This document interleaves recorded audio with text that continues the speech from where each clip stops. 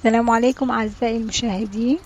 هذا الفيديو رح يكون قصير، هو عبارة عن تهنئة بمناسبة شهر رمضان الكريم أعاده الله علينا بالمن والبركات.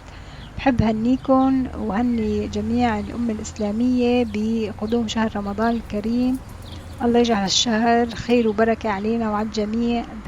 بحب عايد كل أصدقائي والأهل والأقارب وكل متابعين قناة مطبخ بتول قوجة بقدوم شهر رمضان الكريم. وبحب كمان أخبركم إنه راح يكون عنا فيديوهات كثيرة برمضان.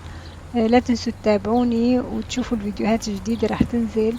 ولا تنسوا تشتركوا بالقناة وتفعلوا الجرس وتحطوا اللايك وتدعموا القناة. وبشوفكم إن شاء الله بفيديوهات جديدة برمضان.